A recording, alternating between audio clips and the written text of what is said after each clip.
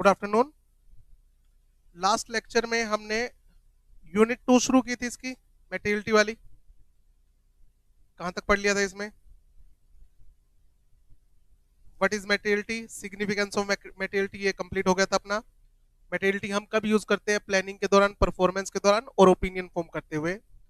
उसके बाद materiality as पर एप्लीकेबल एफआरएफ ही देखनी होती है। अगर एफआरएफ साइलेंट है तो हमारे पास कुछ क्राइटेरिया होता है जिसके बेस पे हम ये डिसाइड करते हैं कि कोई आइटम मटेरियल है या नहीं है। फॉर एग्जांपल उसका यूजर के डिसीजन पे क्या फर्क पड़ेगा, ये जो आइटम है इसका साइज क्या है, अमाउंट कितनी है और नेचर क्या है, या फिर यूजर जो है उसकी नीड में इसका कोई रोल है या नहीं है। इतना ही पड़ा था। चलो पेज नंबर 8 पर आओ। मेटीरियलिटी कौन डिटरमाइन करेगा, कौन फिक्स करेगा? Matter of professional judgement. Auditor's determination of materiality is the matter of professional judgement. Auditor decide करता है कि मुझे किस आइटम को मटेरियल मानना है, किस आइटम को मुझे मटेरियल नहीं मानना है। Okay. And is affected by auditors perception. Perception का मतलब सोच। ये ऑडिटर की थिंकिंग के ऊपर डिपेंड करता है। Of the financial information need and affected by need of users. ये तो पिछले पेज पे पढ़ा हमने।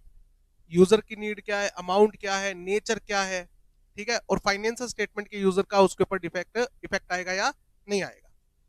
इन this context it is reasonable for auditor to assume that. ये ध्यान रखना, जब भी ऑडिटर मेटीरियलिटी वर्ड का ध्यान रखेगा या इसके बारे में बात कर रहा होगा तो ऑडिटर इस चीज की अजम्पशन लेके चलेगा कि जो यूजर है उनको नॉलेज है, रीजनेबल नॉलेज है बिजनेस की, इकोनॉमिक एक्टिविटीज की एंड अकाउंटिंग की।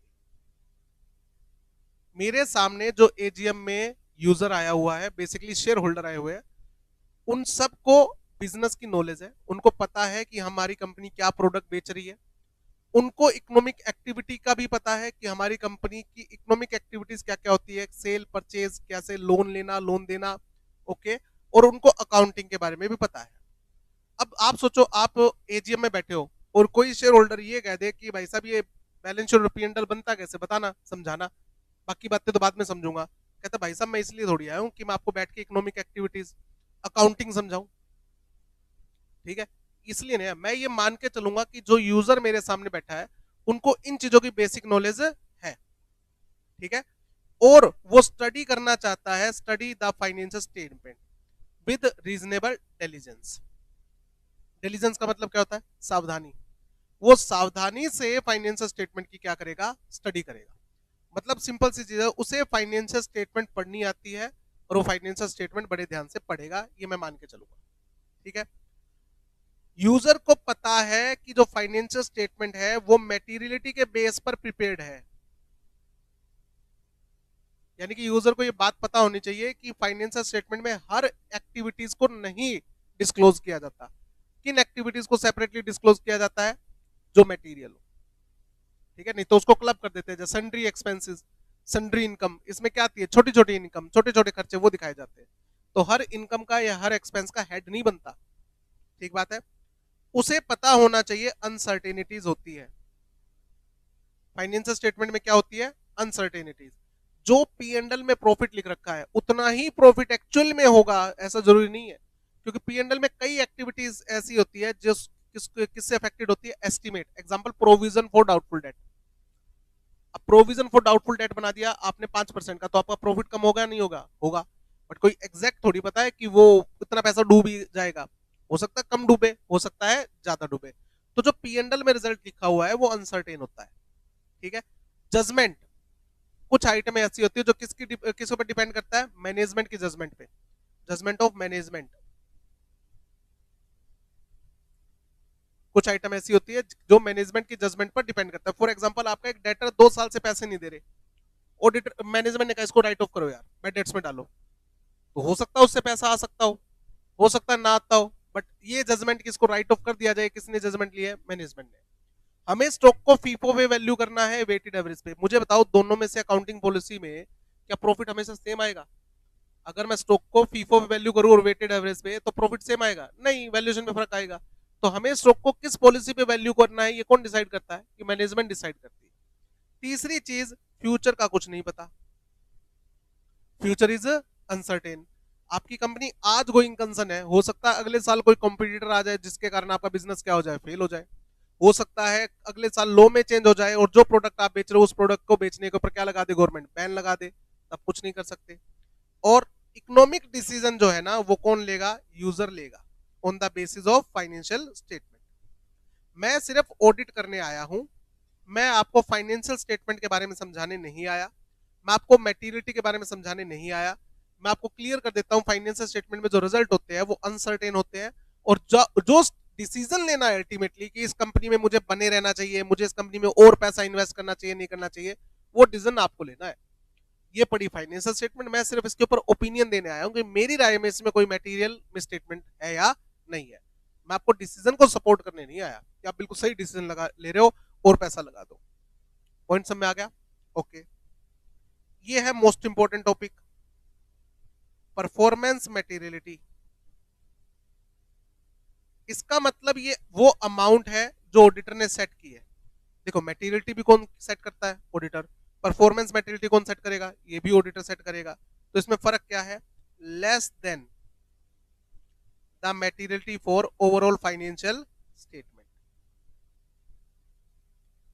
परफॉर्मेंस मटेरियलिटी कम अमाउंट की होती है जो ऑडिटर ने प्लानिंग स्टेज पे सेट की थी पूरी फाइनेंशियल स्टेटमेंट के लिए। ठीक है, एक मैं डिसाइड करूं मैं 10 लाख की ट्रांजेक्शन से नीचे वाली ट्रांजेक्शन को चेक नहीं करूंगा। अब मैं कहता नहीं 10 नहीं 8 वाली से नीचे नहीं चेक करूंगा, तो मुझे बताओ ज्यादा चेकिंग कहां होगी, 8 वाली में नंबर ऑफ ट्रांजेक्शन क्या होंगी, ज्यादा कवर हो जाएंगी। तो ज्यादा ऑडिट परफॉर्म करोगे तो ज्यादा एविडेंस मिलेंगे, और ज्यादा एविडेंस मिलेंगे तो आपकी ओपिनियन क्या होगी, और ज्यादा अच्छी होगी। ठीक है। टू, ये financial statement as a whole to reduce, किस लिए परफॉर्मेंस मेटेरियलिटी सेट की जाती है, टू रिड्यूस द प्रोबेबिलिटी, इस बात के चांसेस कि जो एग्रीगेट होगा अनकरेक्टेड और अनडिटेक्टेड मिसस्टेटमेंट का वो मटेरियल हो सकता है। ठीक है, अनडिटेक्टेड मिसस्टेटमेंट का मतलब क्या है, जो मिसस्टेटमेंट में डिटेक्ट नहीं कर पाया। क्यों नहीं कर पाया, सर मैंने ये डिसाइड किया था मैं 10 लाख से कम की ट्रांजेक्शन चेक नहीं करूंगा, तो बहुत सी ट्रांजेक्शन ऐसी है जो मैंने चेक नहीं करी, क्यों, क्योंकि 10 लाख से नीचे थी। तो जब मैंने ट्रांजेक्शन ही चेक नहीं करी और उसमें कोई मटेरियल मिसस्टेटमेंट मिल गई, हो सकता है एक में ना हो, 20-30 ट्रांजेक्शन में छोटी छोटी अमाउंट की हो। तो अब इस तरह का आपके एग्जाम में क्वेश्चन आ गया, चैप्टर नंबर 1 के क्वेश्चन बैंक में दे रखा हुआ कि एक कंपनी का परचेज का सिस्टम क्या है। कंपनी जब भी परचेज करती है तो माल कहाँ जाएगा, स्टोर में। तो जो परचेज मैनेजर है, स्टोर मैनेजर है, वो सबसे पहले परचेज के बिल को चेक करेगा कि जो जो बिल में आइटम लिख रखी है सारी की सारी रिसीव हो गई है या नहीं हो गई है। फिर वो साइन करेगा, परचेज के बिल को क्या करेगा, साइन करेगा, ये इस बात का प्रूफ है कि माल रिसीव हो गया। उसके बाद वो कहाँ जाएगा, बिल कहाँ जाएगा, फाइनेंस डिपार्टमेंट में, कि भाई ये परचेज का बिल है, इस पे परचेज मैनेजर का साइन है, इसका मतलब ये माल रिसीव हो गया है। अब वो आपको क्या करेगा, पेमेंट कर देगा। ये हमारा सिस्टम है जी, ये कोई फद्दू ना बना के चला जाए। अब मान लो कोई फेक बिल आ गया तो उस पर परचेज मैनेजर के क्या नहीं होंगे, साइन नहीं होंगे, तो फाइनेंस वाला उसकी पेमेंट नहीं करेगा। पॉइंट समझ आया?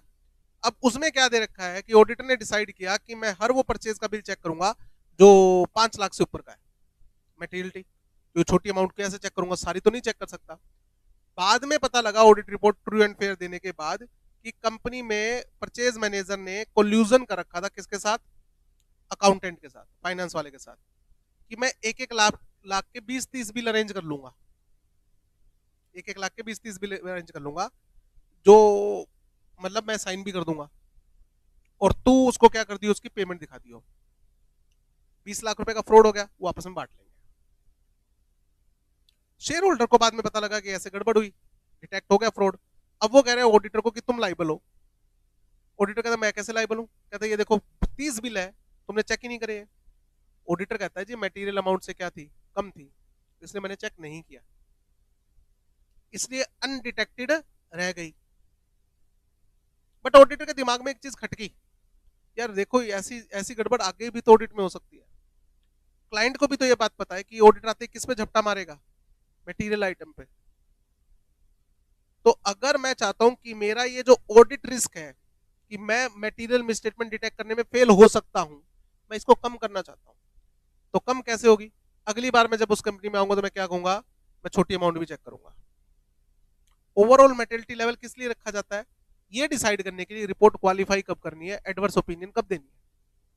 बट कोई जरूरी थोड़ी है कि एक सिंगल मिसस्टेटमेंट मटेरियल अमाउंट की हो, कई सारी मिसस्टेटमेंट को जब क्लब करेंगे तब भी तो वो अमाउंट क्या हो सकती है, मटेरियल हो सकती है।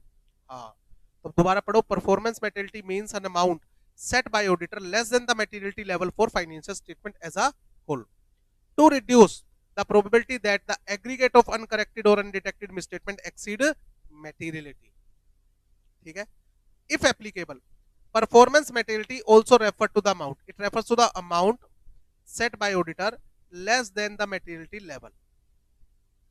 ठीक है, for particular class of transaction, account balance and disclosure। अब जैसे मैंने देखा पिछले साल परचेज में फ्रॉड था, तो मैंने इंगेजमेंट टीम को कह दिया बेटा अपने को कोई भी ट्रांजैक्शन ऐसी चेक नहीं करनी है जो 5 लाख से नीचे की हो। बट सुनो, पिछले साल परचेज में क्या थी, गड़बड़ थी, तो हमें परचेज के हर बिल को क्या करना है, ध्यान से चेक करना है। एग्जाम्पल दे रहा हूं मैं, example, purchase invoices to be check, कहता कितने, कहता 100%। क्या सर 100 रुपए का बिल भी हो, क्या तो भी चेक कर लो बेटा। बाकी जगह सारी ट्रांजेक्शन क्या करना, सैम्पलिंग बेसिस पे चेक करना, अमाउंट के हिसाब से। बट परचेज वाली ट्रांजेक्शन की क्या करनी है, 100% चेक करनी है। क्यों, क्योंकि पिछले साल यहाँ पर फ्रॉड था। तो देखो, बाकी जगह 5 लाख की अमाउंट इंपॉर्टेंट थी और यहाँ पर हर बिल इंपॉर्टेंट है, क्योंकि यह particular class of transaction, account balance और डिस्क्लोजर। एग्जाम्पल नंबर 2, जितनी भी ट्रांजेक्शन है जो रिलेटेड पार्टी के साथ है, उसमें फ्रॉड होने का चांसेस क्या रहता है, ज्यादा। तो वो कितनी चेक करनी चाहिए, सारी 100% चेकिंग इररिस्पेक्टिव ऑफ अमाउंट। ठीक है, तो ऑडिटर ने कहा टीम को कि सेल की बेटा हर वो बिल उठा लेना जो 50,000 से ऊपर का हो, और सुनो जो सेल रिलेटेड पार्टी के साथ हो वो सारी चेक करनी है। ठीक है, एग्जाम्पल और भी है कि जितनी भी इनकी सेल इंडिया से बाहर जा रही है वो सारी की सारी थोरोली चेक करना, उसमें अमाउंट नहीं देखनी बेटा। बाकी ट्रांजेक्शन जो 50 लाख से ज्यादा की है, 2 लाख से ज्यादा की है, वो सारी की सारी चेक कर लेना। तो ये ऑडिटर जज करेगा कि मेरे को ओवरऑल मेटिलिटी लेवल कितना रखना है और एक पर्टिकुलर क्लास ऑफ ट्रांजेक्शन के लिए मेटिलिटी लेवल क्या रखना है। ठीक है, okay. It reduces the risk that auditor will not be able to identify misstatement that are material when aggregated with others. Point समझ थोड़ा थोड़ा। इसका एक ओवरऑल एग्जांपल लेते हैं। कंपनी में इतनी सारी ट्रांजेक्शन है, एंटायर ट्रांजेक्शन,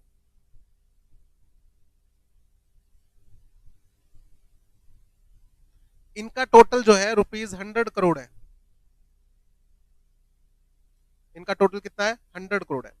ऑडिटर ने ओवरऑल मेटेरियलिटी लेवल सेट कर रखा है 1 करोड़ का, कि अगर मुझे 1 करोड़ की मिस स्टेटमेंट मिल गई तो मैं उसको मेटीरियल मानूंगा और मैं रिपोर्ट क्या कर दूंगा, क्वालिफाई।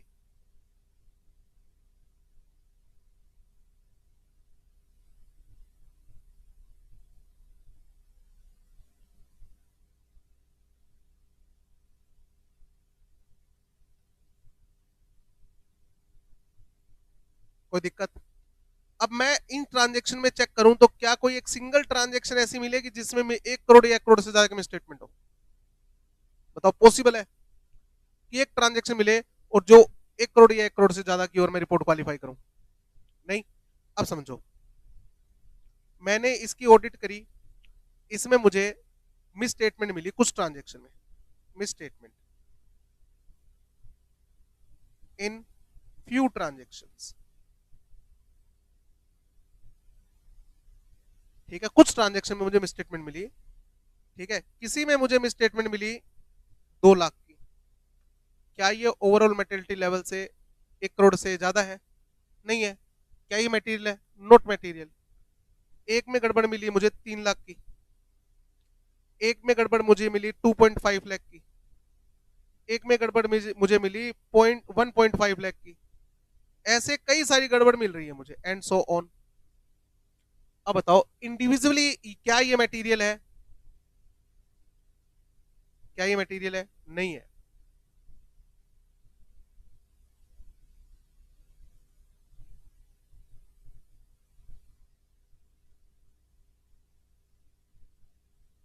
Not material. देखो 2 लाख की और हमने ओवरऑल मेटेरियलिटी लेवल कितना सेट कर रखा, 1 करोड़। ये कितनी गलती है, 3 लाख की। ओवरऑल मेटेरियलिटी लेवल कितना है, 1 crore. Not material, not material, not material, ये भी मटेरियल नहीं है, ये भी नहीं है। सर इनका एग्रीगेट बताना कितना है, इनका एग्रीगेट अगर करे तो एग्रीगेट है 1.1 करोड़। अब बताओ क्या ये मटेरियल है, ये तो लिखा हुआ है कि जरूरी नहीं है कि एक ट्रांजैक्शन जो है वो इंडिविजुअली क्या हो, मटेरियल हो। ये हो सकता है कि एग्रीगेट जब इनको करें तो ये किसको एक्सीड कर जाए, मटेरियलिटी को। तो अगर मैं ये डिसाइड कर लूं कि भाई देखो ओवरऑल मटेरियलिटी लेवल 1 करोड़ का है, मैं तो 1 करोड़ से ऊपर वाली ट्रांजैक्शन चेक करूंगा ताकि मिसस्टेटमेंट मिले तो कम से कम 1 करोड़ की मिले। कहता भाई साहब ऐसा भी तो हो सकता है कि सब में छोटी छोटी मिसस्टेटमेंट हो और उनको जब क्लब करे तो वो मटेरियल हो जाए, है ना। तो फिर अब बताओ क्या डिसाइड करेंगे। ऑडिटर कहता है मैंने डिसाइड किया है, चेक करूंगा मैं, check each transaction which is more than rupees, suppose करो 5 लाख। अब बताओ मैंने ये बात क्यों करी, जब आपका ओवरऑल मेटेरियलिटी लेवल 1 करोड़ है, ये क्या है ओवरऑल मेटेरियलिटी लेवल, तो भाई आप 5 लाख की अमाउंट क्यों चेक कर रहे हो, 5 लाख वाली ट्रांजैक्शन क्यों चेक कर रहे हो। अगर 5 लाख की कोई ट्रांजैक्शन गलत मिलेगी तो क्या वो आइटम मटेरियल होगी, नहीं है ना। देखो 5 लाख के अंदर 2 लाख की गलती मिली, क्या ये मटेरियल है। 5 लाख वाले में 3 लाख की गलती मिली, क्या ये मटेरियल है, कहता नहीं है। कहता भाई इंडिविजुअली मटेरियल नहीं है, बट लास्ट में जब इन सब का एग्रीगेट करूंगा तो क्रॉस कर गया ना। हाँ, तो इसलिए मैं ये नहीं कह सकता, मैं वही ट्रांजैक्शन चेक करूंगा जो कम से कम 1 करोड़ की हो, ये 5-5 लाख की ट्रांजैक्शन चेक करूंगा, ठीक है। एग्जाम्पल है 5 लाख, और जो जो मिस स्टेटमेंट मिली सबका क्या करूंगा लास्ट में, टोटल करूंगा। ये देखो एक्सीड कर गया 1 करोड़ को, रिपोर्ट क्या होगी, क्वालिफाई होगी। ये 5 लाख क्या हुआ आपका, ये हुआ पीएम, परफॉर्मेंस मेटेरियलिटी। हर वो मेटेरियलिटी लेवल जो ओवरऑल मेटेरियलिटी लेवल से कम का सेट किया गया है, ताकि मैं नंबर ऑफ चेकिंग ज्यादा करूं, और नंबर ऑफ चेकिंग ज्यादा होगी तो मेरी ओपिनियन उतनी ज्यादा मजबूत होगी और मेरा रिस्क क्या होता जाएगा, कम होता जाएगा। अच्छा मैंने कहा हर वो ट्रांजैक्शन चेक करना जो 5 लाख की हो मिनिमम।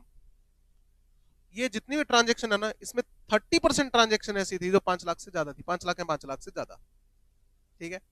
ऑडिटर थोड़े दिन बाद कहते नहीं एक काम करो, 5 लाख नहीं इसको 4 लाख कर दो। तो आपके अकॉर्डिंग चेकिंग परसेंटेज उतनी ही रहेगी या बढ़ जाएगी, बढ़ जाएगी, सब में। तो नंबर ऑफ ट्रांजैक्शन ज्यादा चेक करूंगा तो ज्यादा एविडेंस, ज्यादा एविडेंस तो मेरे मतलब मेरी ओपिनियन और ज्यादा मजबूत, और ओपिनियन ज्यादा मजबूत है इसका मतलब मेरा ऑडिट रिस्क और कम। तो ये डिसाइड ऑडिटर ही करेगा, समझ में आई बात। अब ये परफॉर्मेंस मेटेरियलिटी वाला टॉपिक पूरा दोबारा पढ़ के देखो।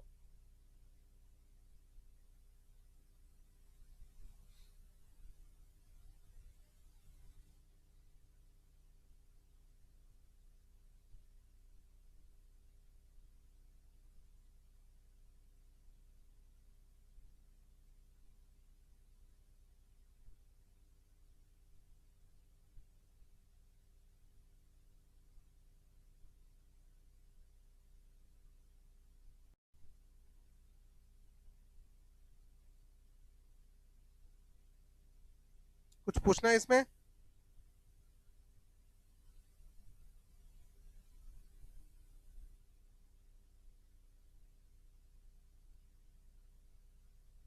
हम्म हम्म, हाँ हाँ होएगा। अब इसमें ये कहता है कि मान लो कहीं गलती मिली 100 रुपए की है, तो क्या मैं 100 रुपए की गलती को भी नोट करके रखूंगी बाद में टोटल मार ले। इनको हम बोलते हैं क्लियरली ट्राइबल। देखो 5 मैंने कहा 1 करोड़ रुपया क्या है मेटेरियलिटी लेवल है, तो 1 करोड़ से नीचे वाली आइटम क्या है, क्या वो मटेरियल नहीं है, not material, but can be material when aggregated with other statement, ये पॉइंट है। अब वो कहता है कि सर मान लो 100 रुपए गलती मिले, वो भी तो मटेरियल नहीं है, बट अदर स्टेटमेंट के साथ हम ऐड करें तो मटेरियल हो सकते हैं, तो नहीं हो सकती। इन्हें बोलते हैं क्लियरली ट्राइबल। ट्राइबल का मतलब महीन, बहुत ही बारीक है, ये इग्नोर मार देता हूं मैं। 500-700 रुपए ये थोड़ी टोटल में तुम्हारे लाखों में चली जाएगी यार। 100 की कितनी स्टेटमेंट मिलनी चाहिए जो लाखों से ऊपर चली जाए, हजारों, ठीक है ना। तो ये वर्ड आएगा आगे कि हर वो स्टेटमेंट जो मेटीरियलिटी लेवल तक नहीं पहुंची, जरूरी नहीं है कि उसे इग्नोर किया जाए। उसको इग्नोर कब करना है, when it is clearly tribal, जब क्लियरली दिख रहा हो कि भाई 100-150 रुपए की बात है, इसको छोड़ यार, इग्नोर मारो। नहीं तो हर मिसस्टेटमेंट को, अगर कोई 5,000 की मिसस्टेटमेंट है, 10,000 की मिसस्टेटमेंट, नोट करते जाएंगे, लास्ट में क्या मारेंगे, टोटल। ये सारी मिसस्टेटमेंट मिली है, उनका टोटल मारो, चेक करो वो ओवरऑल मेटेरियलिटी लेवल को क्रॉस कर रही है या नहीं कर रही है। पॉइंट समझ में आ गया? चलो आगे। When to determine performance materiality, when establishing overall audit strategy. जब हम ऑडिट स्ट्रेटजी बनाते हैं तो हम क्या करते हैं, डिटरमाइन करते हैं मेटेरियलिटी प्लानिंग स्टेज पे। स्ट्रेटजी मतलब प्लानिंग स्टेज पे। If in the specific circumstances there is one or more particular class of transaction, account balance या डिस्क्लोजर, ठीक है, for which misstatement of lesser amount than materiality could reasonably expected to influence the economic decision of user, the auditor shall determine the materiality level or levels to be applied to those particular transaction, account balance or disclosure to। Sir नहीं समझ, समझो। Performance materiality का मतलब clear हो गया, तो overall materiality से कम का लेवल है, ठीक है। जब हम क्लाइंट के बिजनेस की नॉलेज ले रहे होते हैं कि आपके बिजनेस में क्या क्या एक्टिविटी होती है, क्या खरीदते हो, क्या बेचते हो, क्या काम करते हो, ये क्लाइंट के बिजनेस की हम नॉलेज ले रहे हैं, ठीक है। तो हम क्या आइडेंटिफाई करते हैं, आपके बिजनेस में स्कोट क्या है। स्कोट ये क्या है, सिग्निफिकेंट क्लास ऑफ ट्रांजेक्शन, इसे हम क्या बोलते हैं, सिग्निफिकेंट क्लास ऑफ ट्रांजेक्शन।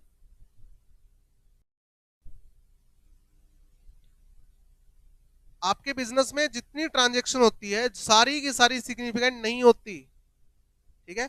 ये क्या है, एंटायर ट्रांजेक्शन। सारी ट्रांजेक्शन जो बिजनेस में होती है, सारी की सारी इवेंट कभी भी सिग्निफिकेंट नहीं होती बेटा, ठीक है। अब फॉर एग्जांपल एक कंपनी के अंदर खर्चे, सबसे बड़ा खर्चा क्या होता है कंपनी का, अगर मैन्युफैक्चरिंग कंपनी है तो परचेज, परचेज का और लेबर का। ट्रेडिंग कंपनी होती तो सिर्फ सबसे बड़ा खर्चा किस चीज का होता, परचेज का, और सबसे बड़ी इनकम क्या होती, सेल। काम ही ट्रेडिंग का है।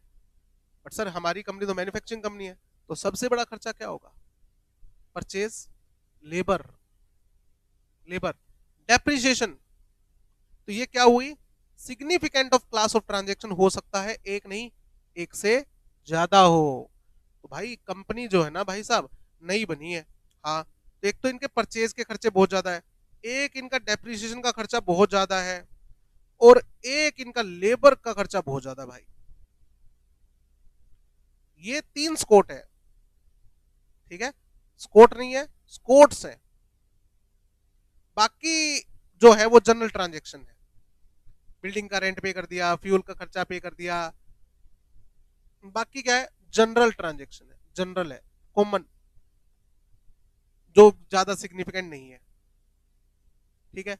अब मुझे बताओ, जो स्कोट है इनको इग्नोर करना है, इनको बड़े ध्यान से चेक करना है, तो मेरे को परफॉर्मेंस मेटेरियलिटी सेट करना पड़ेगा फॉर ईच स्कोट। परचेज में कितनी अमाउंट वाले बिल चेक करने हैं, लेबर में कितनी अमाउंट वाली लेबर चेक करनी है, डेप्रिसिएशन में कैसे रिकम्प्यूटेशन करनी है, तो सारी चेक करूंगा। इसे बोलते हैं पीएम सेट करना। तो दोबारा से, when to determine PM, performance materiality कब डिटरमाइन करते हैं, जब ऑडिट स्ट्रेटजी बना रहे हो तब, ठीक बात है। क्या सेट करना है इसमें, स्पेसिफिक सर्कमस्टांसेस में, कई केसेस में, if one or more particular class of transaction है, significant class of transaction, particular class of transaction एक ही बात होती है, ठीक है, एक से ज्यादा है। अच्छा, तो फिर आपको क्या करना चाहिए, हमें लग रहा है कि यहां पर जो मिस स्टेटमेंट है लेसर अमाउंट की भी क्या हो सकती है, बाद में मटेरियल हो सकती है, when aggregated with other miss statement, और ये इन्फ्लुएंस कर के डिसीजन को, डिसीजन ऑफ यूजर्स, ठीक है। तो auditor shall determine, also determine the materiality applied to particular class of transaction। तो आपको हर स्कोट के लिए क्या करना चाहिए, मेटेरियलिटी लेवल सेट करना चाहिए। तो कितने मेटेरियलिटी लेवल हुए, एक ओवरऑल, जिसके बेस पे डिसाइड करेंगे रिपोर्ट कब क्वालिफाई करनी है, और एक स्कोट वाइज, ठीक है ना। तो कितने मैटेरियलिटी लेवल सेट हुए, तो मैटेरियलिटी लेवल्स आर सेट, ठीक है। एक ओवरऑल मैटेरियलिटी लेवल ये डिसाइड करने के लिए होता है कि ओपिनियन क्या देनी है, ठीक है। और एक होता है स्कोट वाइज, आओ सर,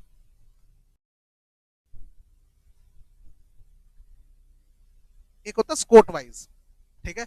अब जैसे जीएसटी का कल एग्जांपल दिया था, इनकम टैक्स वालों का मेन फोकस किस पे रहता है कि तुमने जो परचेजेस किए उसका इनपुट टैक्स क्रेडिट सही उठाया नहीं उठाया, कहीं तुमने परचेज में उन आइटम का भी इनपुट टैक्स क्रेडिट ना उठा लिया हो जिसका अलाउड ही ना हो। जैसे आपके बिजनेस में आपने कार खरीदी, तो क्या आप कार का जीएसटी क्रेडिट ले सकते हो, नहीं ले सकते, तो ऑडिटर चेक करेगा कि इस साल आपने जो मशीनें ऐड की है उसमें से कितनी मशीनें ऐसी है जो मोटर व्हीकल्स है, ठीक है। कहते सर उसका क्या करना है, वो सारी निकाल लो भाई, ठीक है। उन सब का क्या चेक करना है, जीएसटी क्रेडिट नहीं ले रखा हो, तो वो सिग्निफिकेंट क्लास ऑफ ट्रांजेक्शन में, अमाउंट भी बड़ी होती है व्हीकल्स की, और उनके ऊपर जीएसटी का इनपुट टैक्स क्रेडिट भी क्या होता है, बड़ी अमाउंट का होता है, और पूरे पूरे चांसेस हैं कि कंपनी वालों ने गलती से उसका क्या ले लिया हो, क्रेडिट ले लिया हो, जो बहुतों को नहीं पता होता कि नहीं लेना, जो सीए कर रहा है उसको तो पता है, ठीक बात है ना। ओके, अब हम मैटेरियलिटी लेवल सेट कैसे करते हैं, यूज ऑफ बेंचमार्क, कल बताया था। बेंचमार्क का मतलब क्या है, sale, net asset, profit, gross profit, कुछ भी, और उसके ऊपर एक परसेंटेज अप्लाई होती है। अब जैसे मैंने पिछले पेज पे आपको बताया 100 करोड़ की ट्रांजेक्शन है, और ओवरऑल मैटेरियलिटी लेवल कितना सेट किया, 1 करोड़, कैसे निकाला ये, मैं ये मान के चल रहा हूँ ये सेल की ट्रांजेक्शन किस चीज की है, सो ये ट्रांजेक्शन किसकी है, सेल, टर्नओवर, तो 1% ऑफ टर्नओवर, और टर्नओवर कितना है, 100 करोड़ का है, तो 1% क्या है, लेवल, और टर्नओवर क्या है, बेंचमार्क, ठीक है। तो मैटेरियलिटी लेवल कैसे सेट होता है, बेंचमार्क का लेवल सेट करना। Determining materiality involves exercise of professional judgement, पता है। A percentage is applied to a chosen benchmark, example मैंने क्या दिया, 1%, किसका, टर्नओवर का, ये कुछ भी हो सकता है, जरूरी नहीं कि टर्नओवर हो, नेट एसेट भी हो सकती है, अगर मान लो कंपनी नहीं बन रही है, नई कंपनी बन रही है, तो उसमें टर्नओवर कहां से आएगा, तो उसका बेंचमार्क तो लेना ही नहीं है, तो किसका लेना है, नेट एसेट्स का। अगर कंपनी एस्टेब्लिश्ड है तो टर्नओवर का ले सकते हो, अगर कंपनी का प्रॉफिट जो वो स्टेबल सा रहता है तो नेट प्रॉफिट का भी क्या ले सकते हो, मैटेरियलिटी लेवल सेट कर सकते हो, okay, as a starting point in determining the materiality for the financial statement as a whole, ठीक बात है। सर आपने कहा टर्नओवर बेंचमार्क, क्या ये फिक्स है ना, factor affecting identification of appropriate benchmark, ये एलिमेंट ऑफ फाइनेंशियल स्टेटमेंट होगा, ऑब्वियस सी बात है, या तो ये टर्नओवर होगा, या ये एसेट होगी, नेट एसेट होगी, या ये नेट प्रॉफिट होगा, एटसेट्रा, कुछ भी होगा, ये एलिमेंट ऑफ फाइनेंशियल स्टेटमेंट होता है, आइटम ऑन यूजर ज्यादा अटेंशन देता है, ठीक है। जैसे टर्नओवर देखते हो नहीं देखते हो, कंपनी के अंदर पैसा इन्वेस्ट करना है तो, और अगर गलती निकल जाए उतनी बड़ी तो फिर नहीं करेंगे ना। नेट एसेट देखते हो नहीं देखते हो, देखते हैं, नेट प्रॉफिट देखते हो नहीं देखते हो, देखते हैं, पता लगा उसमें गलती थी, कितनी छोटी मोटी कितनी, 5-10%, तो फिर क्या रहेगा नेट प्रॉफिट में, पॉइंट सब में आ रहा है ना। हाँ, nature of entity, nature of entity, इस बात का भी बड़ा फर्क पड़ता है, ठीक है। लाइफ साइकिल, अगर कोई एंटिटी, अच्छा लाइफ साइकिल ये आपने ऐसे में पढ़ा होगा, लाइफ साइकिल कोई भी प्रोडक्ट हो, कोई भी बिजनेस हो, हमेशा मैक्सिमम 4 लाइफ साइकिल से होकर गुजरता है, born phase, growth phase, maturity phase and aged या डेथ फेस जिसको अपन बोलते हैं। बोर्न फेस का मतलब क्या, अभी बिजनेस बना है, तो अगर बिजनेस बना है तो क्या टर्नओवर को बेंचमार्क लेना सही रहेगा, ग्रोथ फेस पे क्या नेट प्रॉफिट को बेंचमार्क लेना सही रहेगा, कभी नहीं। ग्रोथ फेस पे हमारा मेन फोकस किस पे होगा, टर्नओवर बढ़ाने पे, एडवर्टीजमेंट में एक्सपेंस हमेशा क्या होंगे, ज्यादा होंगे, तो नेट प्रॉफिट नहीं आएगा वहां पर, तो वहां पर बेंचमार्क अगर आप नेट प्रॉफिट को ले रहे हो तो गलत है। मैच्योरिटी में जब आप आ जाते हो तो आप टर्नओवर को भी बेंचमार्क ले सकते हो, नेट प्रॉफिट को भी बेंचमार्क ले सकते हो, बट अगर आपका बिजनेस डेथ फेज में जा रहा है तो कभी भी नेट प्रॉफिट को क्या नहीं करना चाहिए, टर्नओवर को क्या नहीं लेना चाहिए, बेंचमार्क नहीं लेना चाहिए। उस केस में आपको नेट एसेट को बेंचमार्क लेना चाहिए कि नेट एसेट कितनी है, ठीक है, okay. And industry and economic environment in which entity is operating, entities ownership structure, the way it is financed, ये सब एलिमेंट है जिसके बेस पर हम डिसाइड करते हैं कि बेंचमार्क क्या हो। ये क्या होता है? Volatility, changes. नेट प्रॉफिट को बेंचमार्क लेना चाहिए। अगर कंपनी का नेट प्रॉफिट स्टेबल चल रहा है तो ले सकते हो। सर हमारे ऑर्डर्स है ना फिक्स नहीं होते, कभी ऑर्डर आ गया, बड़ा ऑर्डर आ गया, कभी नहीं आया, तो नेट प्रॉफिट फ्लक्चुएट होता रहता है, तो उसको कभी भी बेंचमार्क नहीं मानते। ठीक है, फिर उन बेंचमार्क का क्या लेंगे हम? Financial data. जैसे आपने डिसाइड कर लिया कि मैं टर्नओवर के बेस पे क्या करूंगा, बेंचमार्क सेट करूंगा, अब उसका क्या लो? डेटा लो। ठीक है, चूज एन बेंचमार्क। हाँ, अब आपको क्या करना है? प्रायर पीरियड फाइनेंशियल रिजल्ट उठाने हैं। ठीक है, prior period financial result, period to date मतलब 31 मार्च के बाद आप ऑडिट करने आ रहे हो 15 अप्रैल को, तो 1 अप्रैल से 15 अप्रैल के बीच में कितना टर्नओवर हुआ ये भी देखना पड़ेगा। फिर उसके बाद एडजस्टमेंट ऑफ सिग्निफिकेंट चेंजेस, ये लाइन पढ़ते हैं। +2 में आपने पार्टनरशिप के अंदर गुडविल की कैलकुलेशन करी होगी। कोई पार्टनर एंटर कर रहा है तो हम गुडविल की कैलकुलेशन करते थे। तो उस गुडविल की कैलकुलेशन में एक बड़ा सिंपल सा मेथड होता था, सुपर प्रॉफिट मेथड। उस सुपर प्रॉफिट में कैलकुलेशन करवाते थे, वो 3 साल या 5 साल की एवरेज लेते थे, ऐसा कुछ कि बाकी फर्म कितना पैसा कमाती है, हमारी फर्म कितना कमाती है, करते थे ना, 5 साल का प्रॉफिट दे दिया। फिर उसमें ना एडजस्टमेंट में कोई एक टॉपिक मेंशन होता था कि इसमें 15 लाख का प्रॉफिट जो है वो सेल बाय बिल्डिंग से आया है।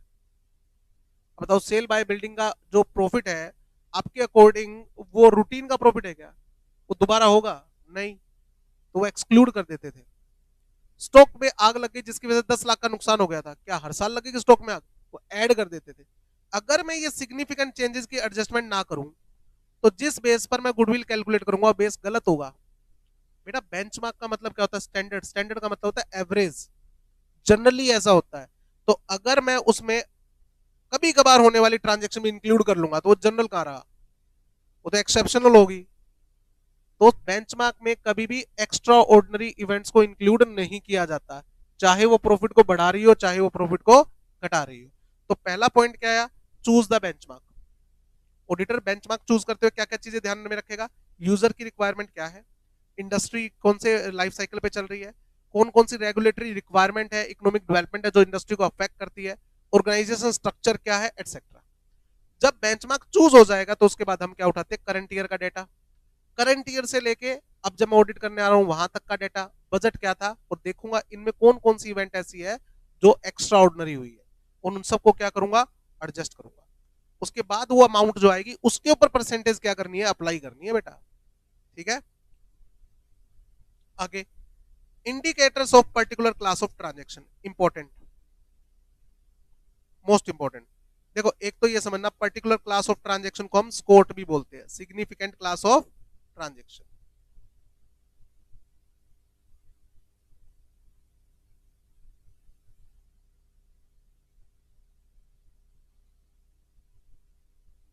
स्कोट, ठीक है, ये पहले भी आ चुका है टॉपिक। कौन कौन से ऐसे, अब देखो आपने ये डायग्राम मैंने यहां करवाया है, every item is not Scott, तो हमें पहले आइडेंटिफाई करना पड़ेगा इतनी सारी ट्रांजेक्शन में स्कोट क्या क्या है। फिर हर स्कोट का अपना अपना पीएम, और बाकी जो नॉन स्कोट आइटम्स बच गई उसके लिए एक ओवरऑल मेटेरियलिटी लेवल आप सेट कर सकते हो। ठीक बात है। अब इसके बाद आ गए ये कहते हैं सर हमें पता कैसे लगेगा कि ये जो ट्रांजेक्शन है ये स्कोट है? बेटा जो ट्रांजेक्शन नॉन रूटीन में होती है वो हमेशा स्कोट होगी। लोन लेना, लोन देना। अगर मैं एक बैंकिंग कंपनी और फाइनेंशियल कंपनी नहीं हूं तो लोन देना और लोन लेना मेरे रूटीन में नहीं आता। तो अगर कंपनी ने कोई लोन लिया है या कोई लोन रीपे किया है, ठीक है, या कोई लोन दिया है किसी को, तो आपके अकॉर्डिंग वो रूटीन ट्रांजेक्शन है, वो स्कोट है। तो वो सारी चेक करने पड़ेंगे। कंपनी ने इस साल 3 लोन लिए तो आप ये नहीं कह सकते 3 में से एक चेक कर लेता हूं, या 3 के अमाउंट बताओ जो मटेरियल अमाउंट लगेगी वो चेक कर लो, तीनों चेक करने पड़ेंगे। तीनों ही क्या है? स्कोट है। पॉइंट समझ आया? और वो ट्रांजेक्शन जो रूटीन नेचर की नहीं है। नंबर 2, जितनी भी ट्रांजेक्शन रिलेटेड पार्टी के साथ होती है सारी की सारी क्या है? स्कोट होती है, क्योंकि उसमें फ्रॉड होने के चांसेस ज्यादा है। ऐसी कोई भी ट्रांजेक्शन जिसमें लगता है ऑडिटर को कि इसमें फ्रॉड होने के चांसेस वैसे भी ज्यादा है, जैसे कैश सेल, कैश सेल के अंदर गड़बड़ होने के चांसेस हमेशा क्या रहते हैं? ज्यादा, तो वो स्कोट है। ठीक है, कोई भी ऐसी ट्रांजेक्शन जिसमें मैनेजमेंट का एस्टिमेट या मैनेजमेंट की जजमेंट या मैनेजमेंट की इंटरफेरेंस ज्यादा होती है, क्योंकि मैनेजमेंट प्रॉफिट को मैनिपुलेट करने के लिए वहां पर खेलती है। जैसे प्रोविजन फॉर डाउटफुल डेट, तो प्रोविजन फॉर डाउटफुल डेट को ऑडिटर इग्नोर नहीं कर सकता कि कितने का प्रोविजन आ रखा है, सर बनाया नहीं इस बार, तो क्या फिर तो छोड़ो, मटेरियल ही नहीं है। कहता ना भाई, चेक करना पड़ेगा क्यों नहीं बना रखा, कहीं ऐसा तो नहीं कि प्रॉफिट को इन्फ्लेट करने के चक्कर में ऐसा कर रखा है इन्होंने। ठीक बात है ना। तो factor indicate indicate particular class of transaction, कौन कौन से ऐसे फैक्टर है जिससे मुझे पता लगेगा कि ये स्कोट है। ठीक बात है। द फॉलोइंग, कौन कौन से फैक्टर है, ये है। सबसे पहले की डिस्क्लोजर, जितने भी डिस्क्लोजर होते हैं की, मेन डिस्क्लोजर ये तो करना पड़ेगा। दूसरा, लो रेगुलेशन और अप्लीकेबल एफआरएफ बताते हैं। ठीक है। और यूजर अटेंशन, ये सारी क्या मानी जाएगी, स्कोट मानी जाएगी। For example, provision for taxation, बताओ बनाना पड़ेगा नहीं बनाना पड़ेगा। प्रोविजन फॉर पीएफ, बनाना पड़ेगा नहीं बनाना पड़ेगा, बनाना पड़ेगा भाई, ये तो लीगल रिक्वायरमेंट है। तो ऑडिटर क्या चेक करेगा, पीएफ आपने प्रोविजन बना रखा है नहीं बना रखा है, इसमें अमाउंट नहीं देखनी, ये तो स्टैट्यूटरी रिक्वायरमेंट है, तो ऐसा करना पड़ेगा। की डिस्क्लोजर, सेल, ठीक है। परचेज, ये तो की डिस्क्लोजर है, इनमें अमाउंट सब ज्यादा इन्वॉल्व होती है, तो इनको भी स्कोट मानना पड़ेगा। और कोई भी ऐसा एरिया जो फोकस करता है एक पर्टिकुलर एस्पेक्ट एंटिटी का, ठीक है, जैसे जीएसटी वाले, ठीक है, डिविडेंड, ये सब क्या है, इसके ऊपर पर्टिकुलर यूजर जो होता है वो नजर रखता है। क्या मैटेरियलिटी लेवल एक बार सेट कर दिया तो हमेशा सेम रहेगा ना, बहुत से फैक्ट ऐसे होते हैं जो हमें ऑडिट के दौरान पता लगते हैं, उससे हमारा मैटेरियलिटी लेवल क्या होता है, चेंज होता है। Materiality is set for financial statement as a whole may need to be revised as a result of change in circumstances that occur during the audit.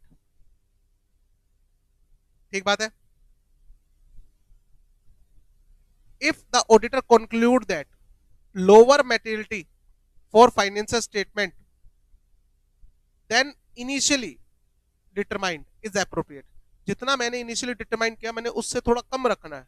अच्छा, auditor shall determine whether it is necessary to revise performance materiality, तो आपको ये भी decide करना चाहिए कि इसके regarding मुझे परफॉर्मेंस मैटेरियलिटी को भी क्या करना है, रिड्यूस करना है, या परफॉर्मेंस मैटेरियलिटी को उतना ही रखना है।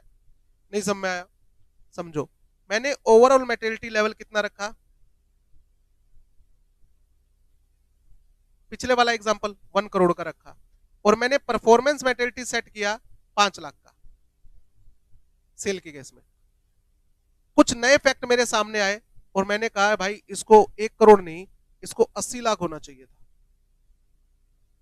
मैंने रिवाइज कर दिया due to change in circumstances. अब क्या मुझे परफॉर्मेंस, अब देखो 20% मैंने क्या कर दिया, रिड्यूस कर दिया, तो क्या मुझे इसको 4 लाख करना चाहिए कोरस्पोंडिंगली, हाँ ये ऑडिटर डिटरमाइन करेगा whether it is necessary to revise PM2, ठीक है ना, ओवरऑल मेटेरियलिटी में चेंज करना है या उसके कोरस्पोंडिंगली पीएम में भी चेंज करना है। ठीक है। लास्ट में एक डॉक्यूमेंटेशन मेंटेन करनी पड़ेगी। आपने मेटेरियलिटी क्या सेट की थी, financial statement as a whole, इसको ओवरऑल मेटेरियलिटी लेवल बोलते हैं। उसके बाद परफॉर्मेंस मेटेरियलिटी लेवल क्या रखा था,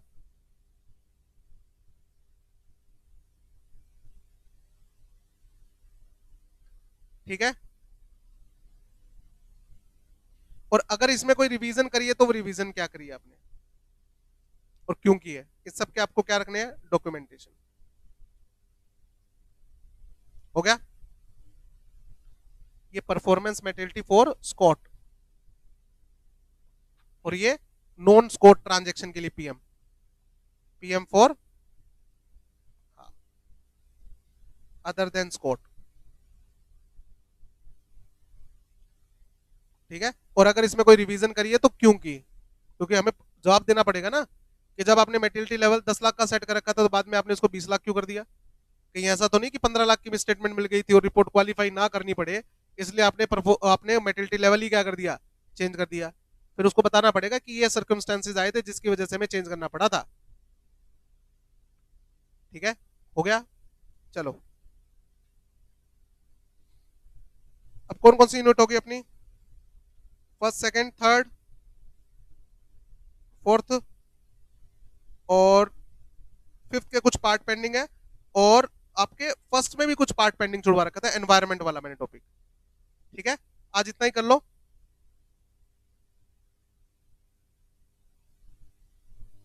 ठीक है।